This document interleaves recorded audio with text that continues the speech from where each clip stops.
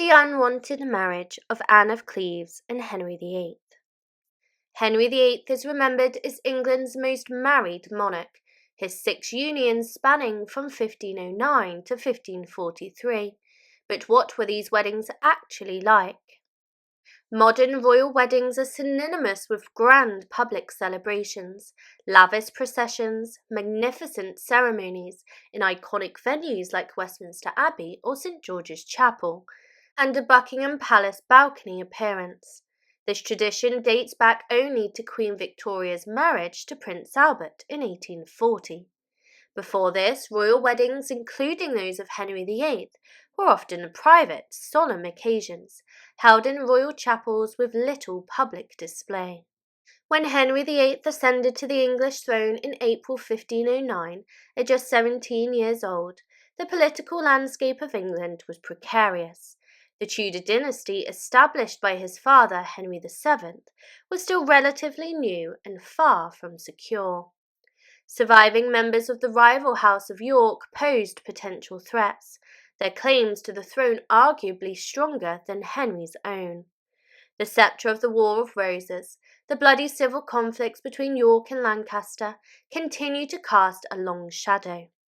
It was critical for the young king to cement his legitimacy by marrying and producing a male heir to secure the Tudor line. Anne of Cleves arrived in England in late December 1539 as Henry VIII's 4th bride-to-be, a match arranged by Thomas Cromwell to secure an alliance with the German Duchy of Cleves. Henry, eager for a diplomatic bond to bolster his position against France and Spain, initially supported the union based on the flattering portrait painted by Hans Holbein.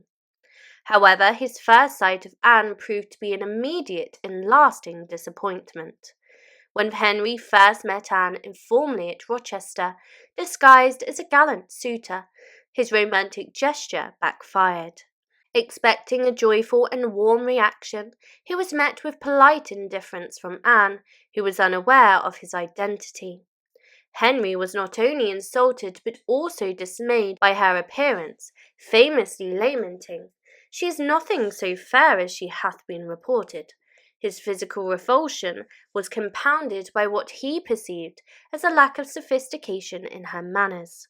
From that moment he sought every possible means to escape the impending marriage. Despite his misgivings, political necessity forced Henry to proceed. On January 6, 1540, the day of the wedding, his mood was grim. "Is there none other remedy but that I must needs, against my will, put my neck in the yoke?" he muttered bitterly to Thomas Cromwell, whose career rested precariously on the success of this union. Still, Henry adhered to the outward demands of ceremony and appeared magnificently dressed in a furred gown of cloth of gold, adorned with silver flowers. His coat of crimson satin was slashed and embroidered, tied with diamonds and complemented by a rich collar of jewels. Anne, for her part, prepared diligently to fulfill her role as queen. She arrived at the chapel at Greenwich Palace, radiantly attired in a gown of rich cloth of gold, patterned with large pearl-encrusted flowers, reflecting her noble heritage and the splendour expected of a royal bride. Her golden yellow hair hung loose, a sign of maidenhood, crowned by a coronal studded with precious stones. Sprigs of rosemary, a symbol of fidelity and love, adorned her attire, while costly jewels graced her neck and waist. Preceded by Cromwell and escorted by German envoys, Anne walked with a composed and demure demeanour, making 3 low curtsies before the king. Together they entered the chapel royal, where Archbishop Thomas Cranmer awaited to officiate the ceremony. The wedding proceeded without objection. Both Henry and Anne declared that they knew of no impediment to the marriage, and Henry placed a ring on her finger, engraved with a hopeful motto, "God send me well to keep." Following the vows, they retired to the king's closet to hear mass, during which Cranmer blessed the couple and wished them a fruitful union. The service concluded with a kiss of peace from Cranmer to Anne, followed by a ceremonial kiss and embrace from Henry himself. The couple was then served wine and spices, as tradition dictated, and the day's festivities concluded honourably. That night, as was customary, Henry and Anne were ceremonially escorted to their marital bedchamber, where they were expected to consummate their union. The bedstead itself was an elaborate piece, adorned with carvings of cherubs symbolizing fertility and desire. Yet, despite the pageantry and symbolism, the marriage was not consummated. The following morning, Henry's dissatisfaction boiled over. He confided to Cromwell, "I abhor her. Surely, my lord, as you know, I liked her before not well, but now I like her much worse. For I have felt her belly and her breasts, and thereby, as I can judge, she should be no maid." The king claimed to be so repulsed by Anne's physical attribute that he had neither will nor courage to engage in intimacy with her. He repeated similar grievances to other courtiers, suggesting his complaints were not merely an emotional reaction, but a calculated narrative to justify his desire to annul the marriage. Henry's complaints set the stage for the marriage's rapid dissolution. Anne, who had little power to protest, remained compliant throughout the ordeal. Despite her perceived shortcomings in Henry's eyes, she conducted herself with grace and dignity, qualities that later earned her the king's favour as his sister after their separation. Grounds for annulment were soon established, based on Henry's claims of non-consummation and his prior unwillingness to marry. By July 1540, the marriage was officially annulled. Anne of Cleves would go on to live a relatively peaceful life in England, enjoying a generous settlement and maintaining amicable relations with the king. For Henry, the marriage was a diplomatic embarrassment, and its failure contributed to the downfall of Thomas Cromwell, who was executed shortly after. Anne's brief tenure as queen may have been humiliating, but her pragmatic acceptance of her fate ensured her survival in a court fraught with danger. The wedding of Catherine Howard, the rise and fall of Henry VIII's fifth queen. Catherine Howard, a vivacious 19-year-old brunette, captured the aging King Henry VIII's attention at a time when his confidence and vitality were in decline.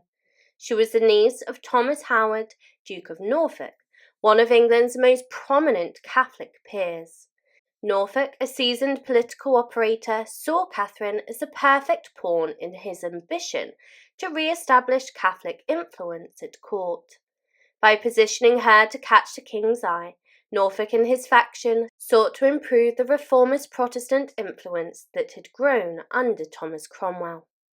Their gamble paid off spectacularly, for Henry quickly became infatuated with the young Catherine, who represented everything he craved in a queen: beauty, charm, liveliness, and the perceived innocence of youth.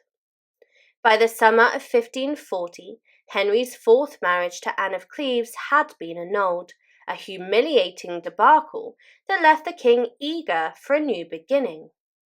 Catherine Howard, with her flirtatious demeanour and youthful energy, was a stark contrast to Anne, whom Henry had famously found unattractive. The wedding, officiated by Edmund Bonner, Bishop of London, took place only 19 days after the dissolution of the king's marriage to Anne of Cleves. On the 28th of July 1540, the same day Thomas Cromwell was executed for treason, Henry married Catherine in a secret ceremony at the Palace of Oatlands in Surrey. Edmund Bonner, Bishop of London, officiated the intimate event, and for 10 days the marriage was kept under wraps. After this time, the marriage was announced in the usual way for the most of king's weddings. The bride was presented openly at court and prayed for during Mass across the country.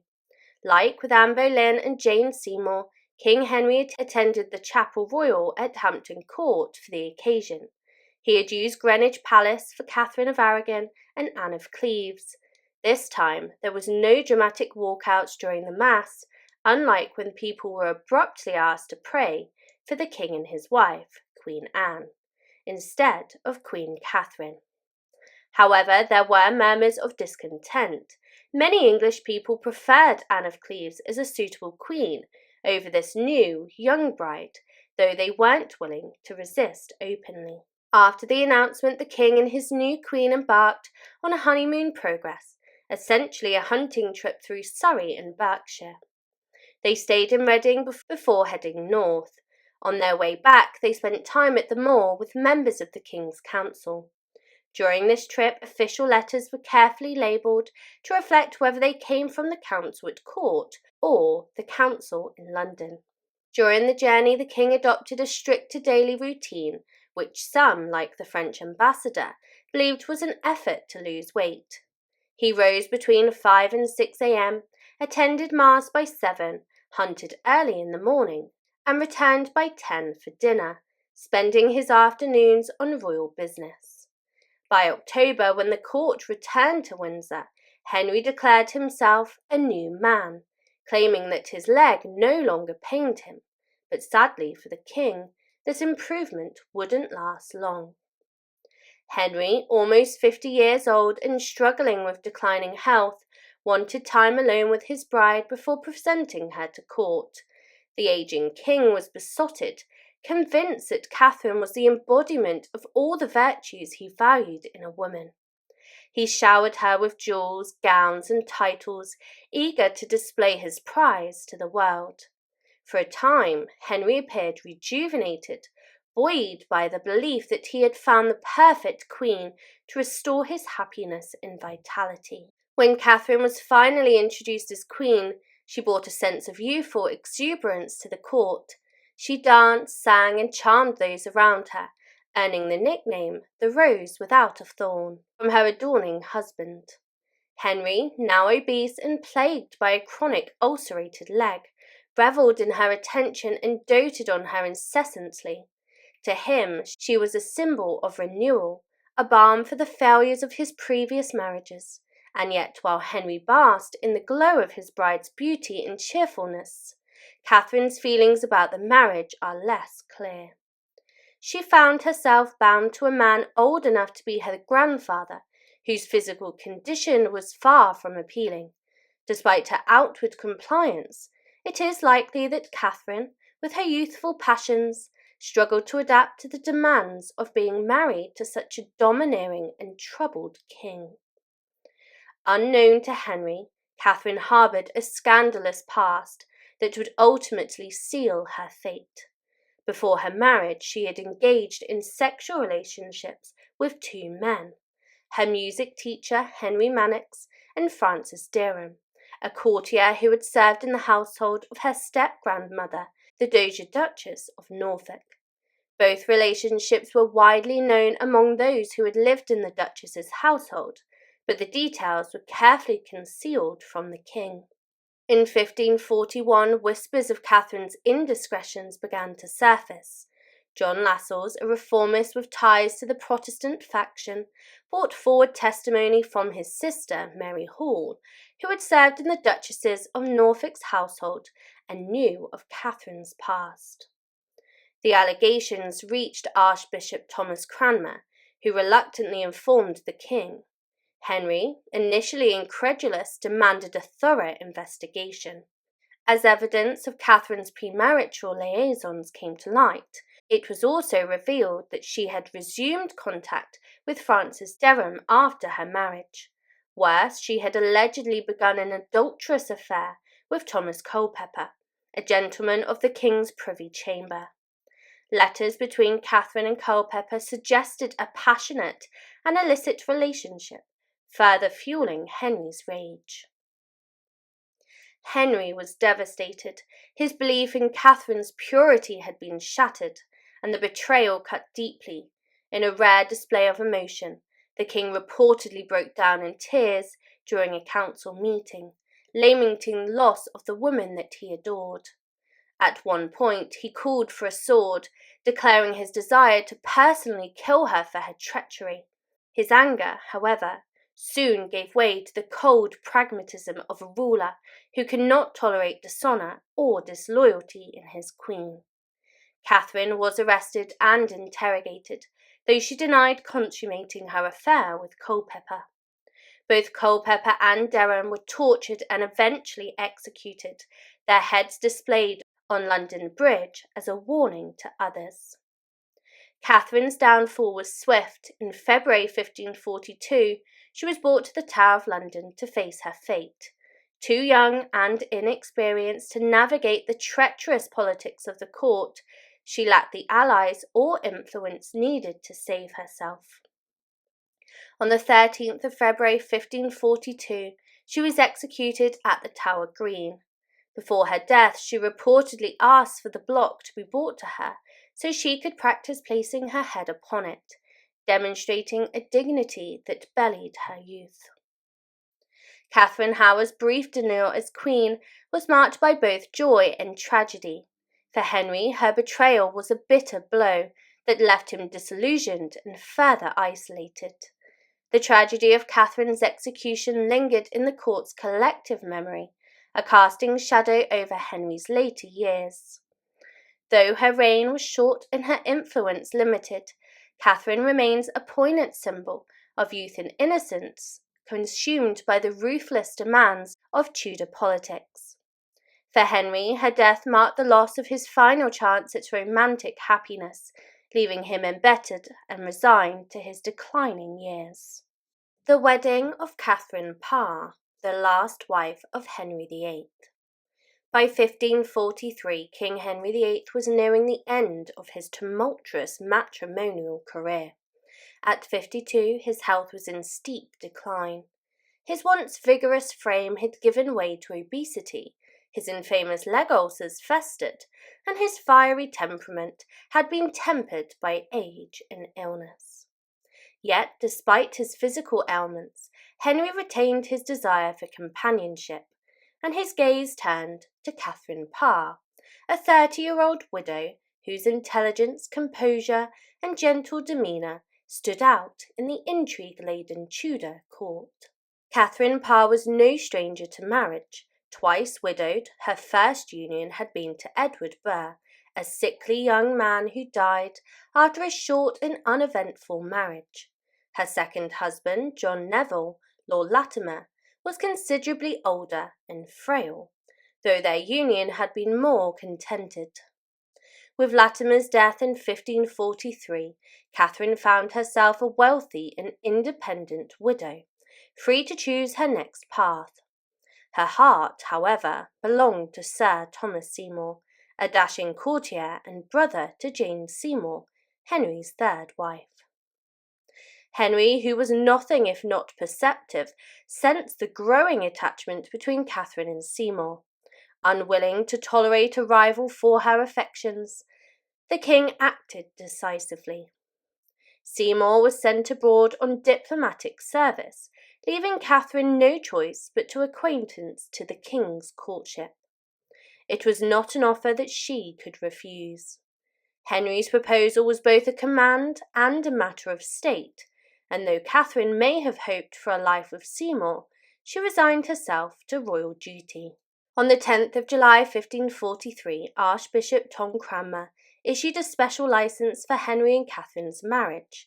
The ceremony took place just 2 days later, in private, within the Queen's closet at Hampton Court Palace. Despite the intimate setting, the occasion was marked by joy and celebration. Lady Margaret Douglas, the King's niece, attended as Catherine's chief lady-in-waiting, and the court rejoiced at the union.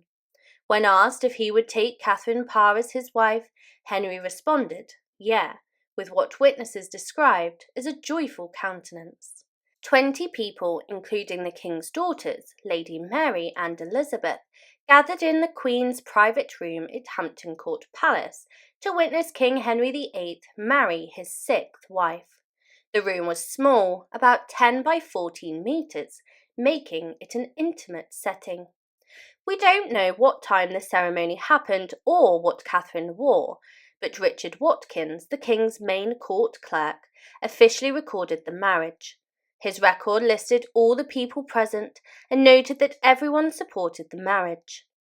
During the ceremony, the Bishop of Winchester asked the traditional vows, and the King replied, I, Henry, take thee, Catherine, to be my wife, to have and to hold from this day forward, for better or worse, for richer or poorer, in sickness and in health, until death do us part, and I pledge to you my loyalty. Catherine then said her vows, promising to be loyal and loving in all ways, until death. After they exchanged rings and gifts of gold and silver, the bishop gave a blessing, and the king instructed the clerk to make an official record of the event. The vows were the same ones used at all of Henry's weddings and are still spoken in Anglican weddings today. There is no record of any celebration after the ceremony, suggesting it was a quiet event. Catherine was declared Queen of England that same day, but there was no grand entry into London or plans for a coronation. For Catherine, the marriage to Henry marked her third and most challenging union. She became not only a wife, but also a queen consort, a stepmother to 3 royal children, and a key figure in the intricate politics of the Tudor court. Catherine Parr quickly proved herself to be exemplary queen. Her charm, tact, and intelligence endeared her to the court and the royal family. She was particularly beloved by Henry's 3 children, Mary, Elizabeth, and Edward. Catherine took an active role in their education, fostering a sense of unity and familial affection that had been long absent from the Tudor household. Her influence on the future Elizabeth I in particular was profound, as she nurtured the princess's intellectual curiosity and encouraged her pursuit of knowledge. At court, Catherine's presence brought a sense of calm and dignity. It was said that every day felt like Sunday under her stewardship, and unlike some of Henry's earlier wives, Catherine avoided the factional infighting that plagued the Tudor court, skillfully navigating the treacherous waters of politics and religion. In 1544, Henry prepared to lead a military campaign in France, a rare undertaking for a monarch of his age and condition. Recognizing Catherine's capabilities, he entrusted her with the role of Regent of England during his absence. This was no ceremonial title. Catherine was given full authority to manage the realm, sign official documents, and oversee the kingdom's defences. Catherine excelled in this role, proving her competence as leader. She maintained order in Henry's absence and ensured the stability of the realm, even as religious tensions and political intrigue threatened to disrupt the peace. Her regency solidified her reputation as a wise and capable queen, earning her the respect of the court and the people. And Catherine's intellect extended beyond governance. She was a devout and learned woman with a keen interest in religious reform.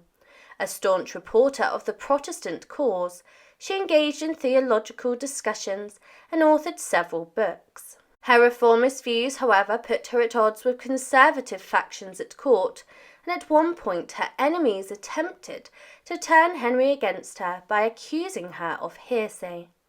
The king, who valued Catherine's loyalty and affection, ultimately dismissed the charges, but the episode served as a reminder of the perils of life of the Tudor court. Henry's marriage to Catherine Parr lasted nearly 4 years, longer than his unions with most of his other wives. During this time, Catherine provided the king with companionship, stability, and care as his health deteriorated. By the time of his death on the 28th of January 1547, she had become his most trusted confidant and steadfast presence in his final years. Henry left Catherine a wealthy widow, and she quickly remarried her former love, Thomas Seymour, just a few months after the king's death. Tragically, their marriage was short-lived, as Catherine died in 1548 following complications from childbirth.